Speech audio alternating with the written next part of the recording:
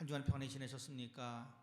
예배하는 여러분에게 하나님의 크신 은총이 함께 있기를 원합니다.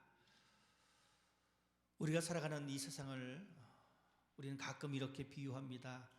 전쟁터다. 여러분 어떠십니까? 그 말이 맞는 것 같습니까? 맞는 것 같습니다. 우리가 살아가는 것이 참 쉽지 않습니다. 정말 전쟁터와 같이 총과 칼이 없을 뿐 극심한 스트레스와 여러 삶의 어려운 환경들이 우리 앞에 있습니다. 그러다 보니까 우리가 종종 내뱉는 말이 있습니다. 아, 스트레스 받네. 이 세상을 살아가는 그 삶의 현장이 바로 그렇음을 우리가 보게 되어집니다. 사실 전쟁을 하게 되어지면 여러분 어떻습니까? 한 국가가 전쟁을 예방하는 차원에서 자기 나라의 국방력을 키웁니다. 세계적으로 각 국방력이 가장 많이 소비되어지는 나라가 미국입니다. 그리고 중국, 그다음에 사우디아라비아 이렇게 순서로 나아갑니다. 한국도 만만치 않습니다. 한국도 9위에 들어가 있습니다. 또 한국과 접한 이 북한도 경제적으로 참 많이 약하지만 북한도 세계 국방비 예산은 74위 정도 차지한다라고 합니다. 이렇게 국방 예산을 많이 할애하는 것은 만약에 전쟁이 일어났었을 때에 그 전쟁에 이기기 위함입니다. 전쟁을 이기기 위해서는 전쟁에서의 승리 요소는 무엇보다도 무기인 것 같습니다. 그리고 정보입니다. 전략입니다. 요즘은 어떻습니까? 이 무기 중에 첨단 무기가 필요합니다. 레이더가 있어서 이 적국의 이 비행기라든지 모든 것을 다 파악하게 되어지는데 이 레이더를 피하기 위해서 스텔스기를 만듭니다. 그래서 정말 소리 없이 접근해서 순식간에 적을 섬멸시키는 것이 전쟁의 승리의 결정적인 요소입니다. 그러다 보니까 이 비행기도 스텔스기를 만들고 잠수함도 스텔스 기능을 갖춘 이 잠수함을 만들게 되어지고, 왜냐하면 신속하게 정말 쥐도 새도 모르게 치고 빠지는, 그래서 그 전쟁에서 승리하기를 원하기 때문에 그런 것 같습니다. 오늘 우리가 읽은 이 본문의 말씀도 전쟁에 관한 이야기입니다. 오늘 우리가 읽은 이 본문의 배경은 그렇습니다. 모압과 암몬 사람이 세일에 거주한 사람들과 연합해서 이제 전쟁을 치르게 되어집니다. 여호사밧이 통치하고 있는 이 유대를 치기 위해서 이제 그들은 연합을 했었습니다. 연합군이 자기 자신의 나라를 치러 온다라는 소식을 듣게 되어지고 여호사밧은 이제 전쟁을 준비하게 되어집니다. 전쟁을 준비하는 과정이 참 재미있습니다. 무기를 모으고 식량을 준비하고 진지를 구축하는 것이 아니라 성경은 여호사밧은 이 전쟁을 준비할 때에 기도하며 백성들에게 금식을 선포합니다. 배가 불러야 전쟁을 해야 될 텐데도 불구하고 여호사밧은 사람들에게 금식을 선포합니다. 그런 말합니다. 우리는 아무런 능력이 없다. 능력이 없기 때문에 우리는 기도한다 라고 이야기해 주고 있습니다. 하나님의 사람 아하시엘은 이 전쟁은 하나님께 속한 것이다. 너희는 나가서 싸워라. 하나님께서 너희와 함께 하신다라고 응답해 주고 있습니다. 백성에게 금식을 선포하고 백성들에게 기도를 요청했던 여호사밧은 이 아하시엘의 말을 듣고 이제 전쟁을 시작하게 되어지는데, 참 재미있는 것은 여호사밧은 노래하는 사람들을 선택합니다. 말씀드렸듯이 전쟁은 적군이 모르게 기습적으로 침투해서 치고 빠져야지 승리할 확률이 높은데 여호사밧은 그렇게 하지 아니하고 오히려 비상식적인 행동을 우리들에게 보여주고 있습니다.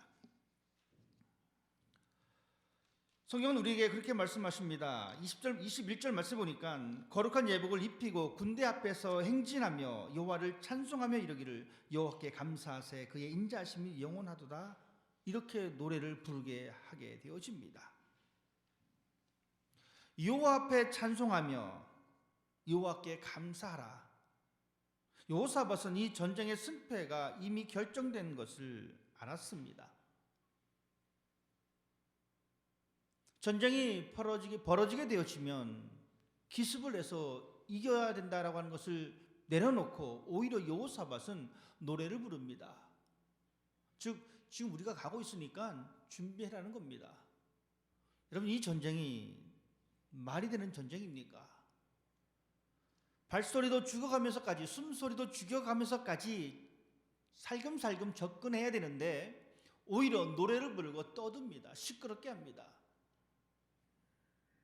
여호사밧은 이 전쟁의 승패를 이미 결정지었습니다. 이 전쟁은 하나님께서 우리와 함께 하신다라고 하는 이 확신, 하나님의 말씀을 신뢰했던 이 여호사밧의 모습입니다. 그러니 그는 오히려 성가대를 조직을 해서, 찬양대를 조직을 해서 하나님 앞에 감사 찬양을 올려드리고 있습니다. 여러분, 우리는 어떻습니까? 성경은 끊임없이 우리들에게 이렇게 말씀해 주고 있습니다. 예수께서 승리하셨다. 그러니 너희도 승리한다. 이 말은 여호사밧이 들었던 말과 동일합니다. 이 전쟁은 하나님께서 하신다. 하나님이 이기신다. 이것은 3000년 전의 사건입니다. 지금 사건은 어떻습니까? 지금도 동일하게 우리는 하나님 말씀을 통해서 하나님께서 우리에게 주신 말씀이 있습니다. 너희는 담대하라. 내가 세상을 이기었다. 즉 너희도 이긴다. 그러면 우리의 행위도 여호사밧과 같아야 합니다. 이 전쟁은 이긴다라고 했었을 때 여호사밧이 하나님의 말씀을 신뢰하고 오히려 찬양대를 결성하고 담대하게 나아갔듯이 우리도 예수님께서 말씀하신 나는 승리했다, 너희도 승리한다 라고 말씀하실 때에 우리도 여호사밧과 같이 그래 나도 담대하게 나도 승리할 수 있어 라고 나아가는 사람이 되어야 된다는 사실입니다. 그런데 우리는 그렇지 못합니다. 우리는 여전히 예수님의 승리의 말씀은 승리의 말씀이지만 라고 하면서 말꼬리를 흐리게 만들어 버립니다. 이것이 우리의 현실의 모습이기도 합니다. 전쟁이 시작되었고 여호사밧은 정말 비상식적인, 어쩌면 주변 사람들이, 주변의 신하들이 뜯어 말렸을지도 모릅니다. 하지만 여호사밧은 비상식적인 모습으로 전쟁에 임하게 되어집니다. 전쟁이 벌어집니다. 성경은 이야기해 주고 있습니다. 그 노래와 찬송이 시작할 때에 여호와께서 복병을 두어서 유다를 치루온 암몬과 모압과 세일산 주민들을 치게 하셨다라고 기록해 주고 있습니다. 복병입니다. 하나님께서 숨겨놓으신 복병. 이 복병이 무엇인지 우리는 알 수가 없습니다. 갑자기 마른 하늘에 번개가 내려서 그들이 다 죽었는지, 아니면 산사태가 일어나서 그들이 다 죽었는지, 하지만 성경은 그들이 서로 치고받았다라고 이야기해 주고 있습니다. 여호사밧이 전쟁을 시작하면서 하나님 앞에 감사의 찬양을 부를 때에 하나님께서는 그 복병들을 사용하십니다. 하나님의 방법이 등장하게 되었습니다. 전쟁은 하나님의 것이다라고 말씀해 주셨던 그 하나님께서 복병으로 나타나셔서 그 전쟁에 개입하셨습니다. 결과는 승리입니다. 하나님의 방법을 그때 당시 사람들이 알고 있었겠습니까? 전쟁을 위해서 활을 준비하고 창을 준비하고 말을 준비해야 되는데 오히려 여호사밧은 찬양대를 구성합니다. 전혀 상상할 수도 없는 그 방법으로, 즉 하나님의 복병이 역사하셨습니다. 우리는 이해할 수 없는 부분입니다. 사실 그렇습니다. 광야를 걸었던 이스라엘 백성들이 바로 우리의 모습이기도 합니다. 그들은 고기가 없어서, 먹을 것이 없어서 원망과 불평 속에 있을 때에 하나님께서 말씀하십니다. 너희가 이 광야에서 고기를 먹게 될 것이다. 여러분, 모세조차도 이렇게 하나님 앞에 말합니다. 하나님, 무슨 말씀이십니까? 지금 우리가 걷는 사람이 60만 명입니다. 하나님께서 너희가 고기를 질리게 먹을 거야 라고 말씀하셨음에도 불구하고 여러분, 지도자 모세조차도 하나님 말이 안 됩니다. 우리는 60만 명입니다. 뭐 600명도 아니고 6,000명도 아닙니다. 60만 명입니다. 양과 소떼를 다 잡아도 우리는 먹을 수가 없습니다. 이 바닷가에 모든 고기를 잡아도 부족합니다. 정말 말이 안 된다는 소리예요. 그러나 하나님께서 어떻게 하셨습니까? 만나와 메추라기를 보내주셨습니다. 이것이 하나님의 방법입니다. 하나님의 복병입니다. 우리는 신앙생활을 하면서 그럼에도 불구하고 하나님의 방법을 제한할 때가 많이 있습니다. 그래서 우리는 이렇게 생각할 때가 있습니다. 병 고치는 것? 그래, 뭐 가능할 수도 있지. 그런데 죽었던 사람 살리는 것? 에이, 그건 안 되지. 이것이 우리의 보통의 마음이기도 합니다. 우리는 자라나온 환경과 우리 인간의 능력을 통하여 그렇게 하나님의 방법을 제한할 때가 많이 있습니다. 우리는 보고 싶은 것만 볼 때가 있습니다. 우리는 듣고 싶은 것만 들을 때가 있습니다. 우리는 믿고 싶은 것만 믿을 때가 있습니다. 그것이 우리의 모습입니다. 우리의 현 주소입니다. 그러나 하나님은 그 방법을 제한하지 않으십니다. 오늘 성경은 해피엔딩으로 마치게 되어집니다. 전쟁이 끝나게 되어졌고 그 전쟁의 노략물들을 그들은 얻게 되어집니다. 3일 동안 얻게 되어집니다. 얼마나 많았으면 3일 동안 얻었습니까? 그리고 그들은 태평성대를 누리게 되었다라고 우리에게 이야기해 주고 있습니다. 말씀드렸듯이 우리가 살아가는 이 세상 마치 전쟁터와 같은 그런 모습입니다. 특별히 2020년 어떻습니까? 코로나로 인해서 우리의 생활의 터전들이 많이 바뀌었습니다. 모든 것이 다 변해버렸습니다. 삶이 더 치열해졌습니다. 주변에서 일어나는 직장에서의 더 이상의 삶을 살지 못하는, 즉 실직하는 그 모습들을 우리가 경험하고 또한 보고 있습니다. 경제가 회복되지 않아서 심각한 일들이 계속해서 발생되어져 있습니다. 광고에서 말씀드렸듯이 다시금 인원을 제한하는 그 권고사항이 내려왔습니다. 우리가 살아가는 이 세상입니다. 이 세상을 살아가는 방법이 바로 성경에 나와 있는 것을 우리는 볼 수가 있습니다. 오늘 성경을 통해서 우리가 알 수 있는 것은 바로 감사입니다. 여호사밧이 찬양대를 결성하여 감사하는 이 모습을 우리들에게 보여주고 있습니다. 참 다행인 것은 이 기독교인들이, 성도들이 많이 쓰는 단어가 감사합니다라는 것입니다. 여러분 그렇지 않습니까? 물론 일반 사람들도 많이 쓰기도 합니다. 요즘 뭐 카톡 보내면서 뭐 감사하다라고 하는 표현들을 참 많이 쓰기도 합니다. 우리가 많이 쓰는 단어가 감사입니다. 또한 이러한 감사의 계절이 또한 우리들에게 있습니다. 그런데 이 감사를 보게 되어지면 감사에는 두 가지가 있습니다. 일반적인 감사와 특수한 감사가 있습니다. 보통은 일반적인 감사에 만족해 합니다. 이것은 결과에 대한 감사입니다. 여러분 한번 곰곰이 한번 생각해 보십시다. 우리는 이 결과에 대한 감사에 참으로 많이 익숙해져 있습니다. 하나님 감사합니다. 저의 기도를 들어주셔서 감사합니다. 내 기도가 응답됐으니 감사하다는 거예요. 그죠? 만약에 내 기도 응답 안 됐어요. 그럼 이 감사라고 하는 단어가 아마 늦게 나올 수도 있습니다. 하나님 감사합니다. 우리 아이가 좋은 대학 들어가서 감사합니다. 하나님 감사합니다. 우리 아이가 좋은 직장 다녀서 감사합니다. 우리 아이가 결혼해서 감사합니다. 우리 아이 자녀가 생겨서 감사합니다. 여러분 어떻습니까? 결과에 대한 감사가 참 많이 있습니다. 하나님 이렇게 많이 벌게 해서 감사합니다. 하나님 건강 주셔서 감사합니다. 저에게 명예 주셔서 감사합니다. 그렇죠? 우리는 이런 소유에 대한 이 일반적인 결과에 대한 감사가 참 많이 있습니다. 이 감사의 차원을 우리는 한 단계 넘어야 될 필요성이 있습니다. 감사에는 일반적인 감사와 특수한 감사가 있습니다. 절대적인 감사입니다. 우리는 감사하는 이유가, 이 절대적인 감사가 우리의 이유가 되어야 합니다. 이 절대적인 감사는 무엇이냐면 바로 하나님과 우리 사이의 구원의 관계입니다. 이것이 바로 절대적인 감사입니다. 결과의 감사가 아닙니다. 소유의 감사가 아닙니다. 하나님이 나에게 예수 그리스도를 통하여 구원 얻게 하셨음에 대한 감사, 이것이 바로 절대적인 감사입니다. 우리는 이 모습을 성경을 통해서 또한 분명히 볼 수가 있습니다. 우리가 너무나 잘 알고 있는 사도 바울, 여러분 어떻습니까? 그는 결과에 대한 감사를 할 수 없는 사람이었습니다. 그의 조건이 그렇게 속 좋지만은 않았습니다. 감사의 요건을 갖출 수가 없었습니다.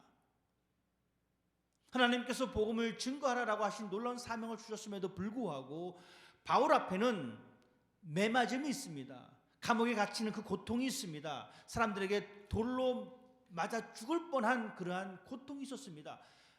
풍랑을 만나서 물에 빠져 죽을 뻔한 그러한 고통이 있었습니다. 그는 편안한 삶을 살지 못했습니다. 말년에도 감옥에서, 칙칙한 냄새나는 그 감옥에서 그의 삶을 보냈습니다. 복음을 위해서 고난과 어려움을 당했습니다. 그럼에도 불구하고 바울은 말합니다. 나는 하나님 앞에 감사할 수가 있습니다. 무엇 때문입니까? 결과의 감사가 아닙니다.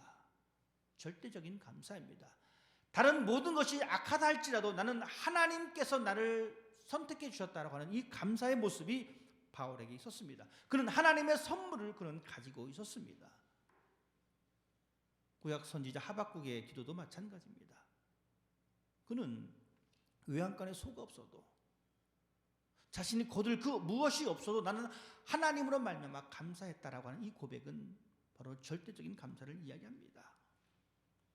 이런 감사를 우리가 기억할 때에 오늘 본문 말씀을 해서 우리는 결과의 감사가 아니라, 우리의 삶의 그 결과로서의 감사가 아니라 우리의 삶의 시작이 감사이어야 함을 우리는 기억해야 합니다. 여호사밧은 전쟁에 승리해서 감사를 고백한 것이 아니라 전쟁도 하기 이전에 그는 먼저 하나님 앞에 감사를 고백하고 있는 모습을 우리들에게 보여주고 있습니다. 그 결과 어떻게 되었습니까? 해피엔딩으로 사건은 종결되었습니다. 감사의 마중물이 큰 물을 만들어냅니다. 텔레비전 보니까 낚시하는 프로그램이 있어요. 근데 그 낚시를 할 때마다, 여러분 낚시하신 분들은 아시겠지만 고기에 따라서 이 미끼가 다르더라고요.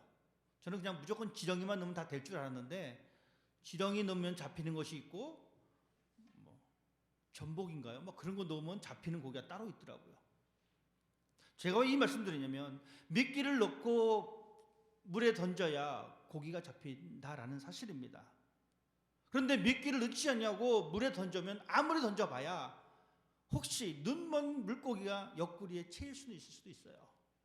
하지만 우리가 기대한 만큼의 물고기를 잡지 못한다는 사실입니다. 오늘 본문의 말씀이 바로 이러한 상황입니다. 오늘 본문의 말씀의 사건을 여러분 기억하십시다. 여호사밧이 이 전쟁에 승리한 것은 그가 감사의 상황을 먼저 그 현장으로 던져놓습니다. 그러니 하나님께서 복병을 통하여 사건을 해결해 주십니다. 그리고 그 전쟁이 끝난 이후에 그들은 탈취물을 얻게 되어지는데 3일 분량의 탈취물을 얻게 되어집니다.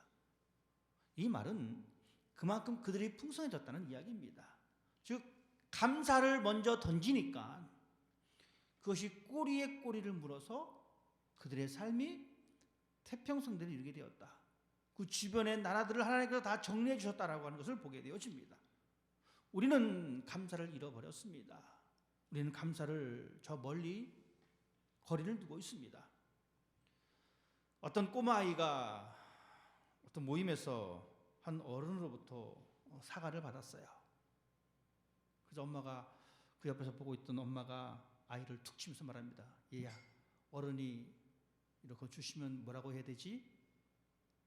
이 아이가 그 사과를 주신 어른을 보면서 이렇게 말합니다. 깎아주세요. 여러분, 우리는 살아가면서 감사를 잃어버렸습니다. 이 모습이 바로 우리의 모습입니다. 이사야 선지자는 우리들에게 이렇게 말씀해주고 있습니다. 소도 제 임자를 알고 나귀도 주인의 구유를 아는데 이스라엘은 아무것도 알지 못하고 내 백성은 철없이 구는구나. 무슨 말씀입니까?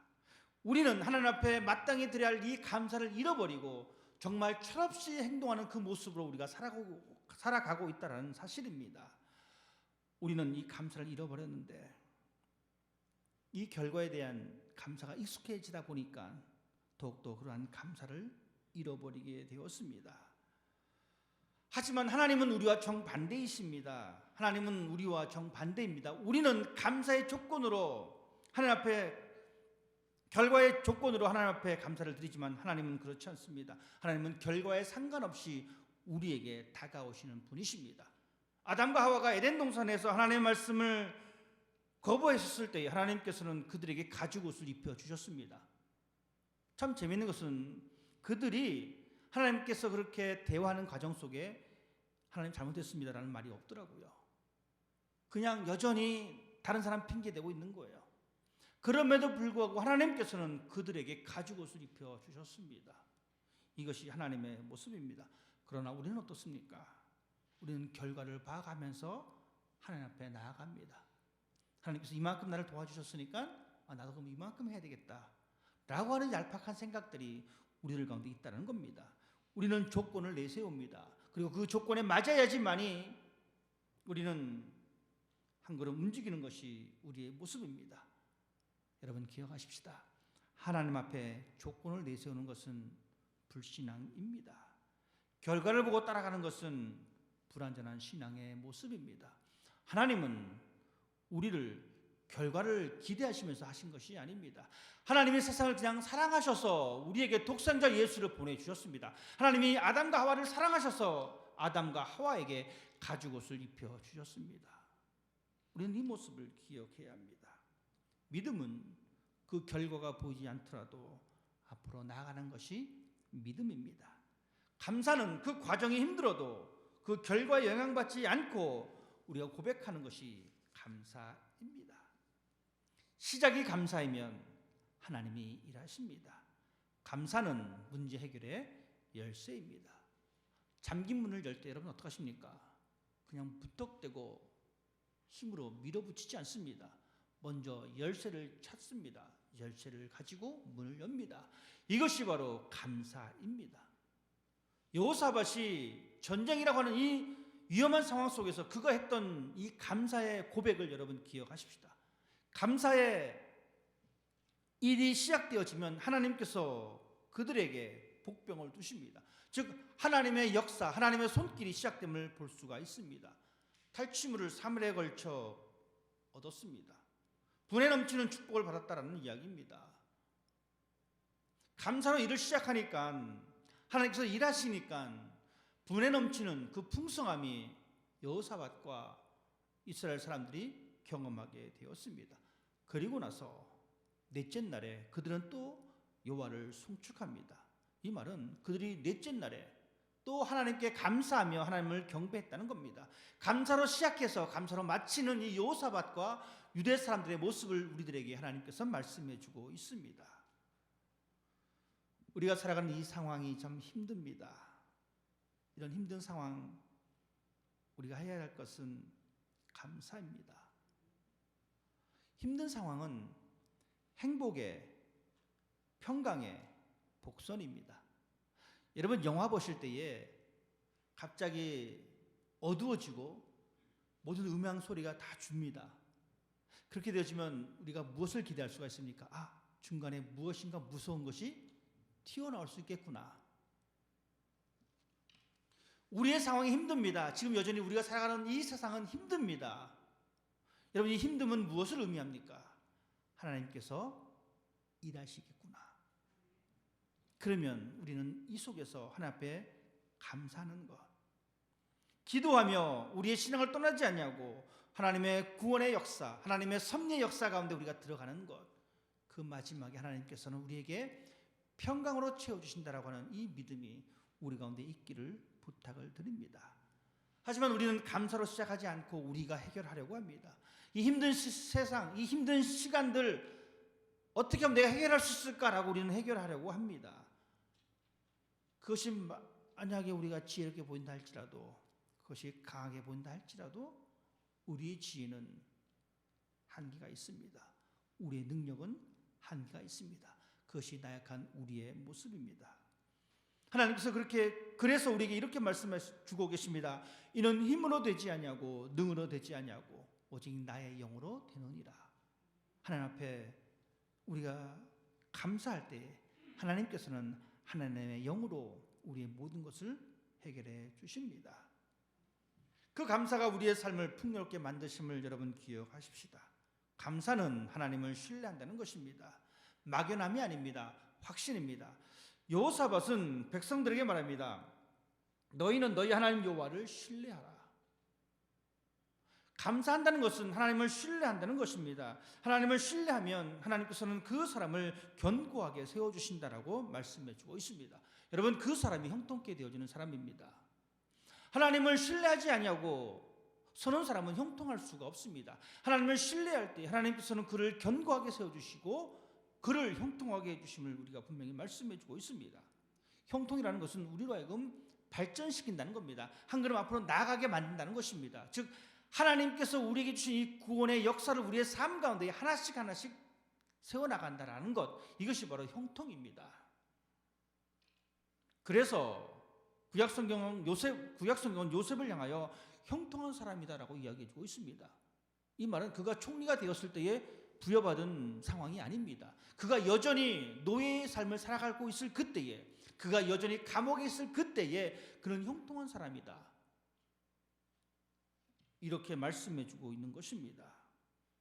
진정한 형통은 하나님께서 그 앞에서 하나님 앞에 구하는 그 사람들에게 나타나는 하나님의 역사하심입니다. 이것이 바로 형통입니다. 이것이 바로 창대케 되어진 하나님의 복입니다. 하나님은 요셉의 삶을 통하여 구원의 역사를 만들어 가셨습니다.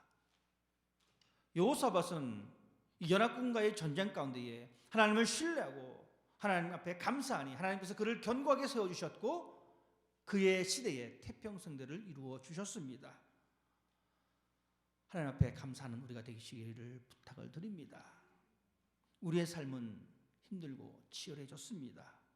그렇지만 먼저 감사하는 삶이 있기를 부탁드립니다. 감사는 하나님을 신뢰하는 것이며, 감사는 하나님께서 일하시는 것이며, 하나님께서 우리를 평안으로 인도해 주십니다. 바울은 우리들에게 이렇게 하나님의 말씀을 선포해 주고 있습니다. 아무것도 염려하지 말고 모든 일에 기도와 간구로 여러분이 필요로 하는 것을 감사하는 마음으로 하나님께 말씀드리십시오. 그러면 도저히 상상도 할 수 없는 하나님의 놀라운 평안이 그리스도 예수님 안에서 여러분의 마음과 생각을 지켜주실 것입니다.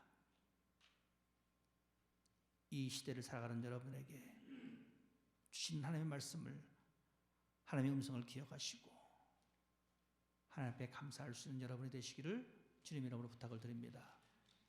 기도하겠습니다.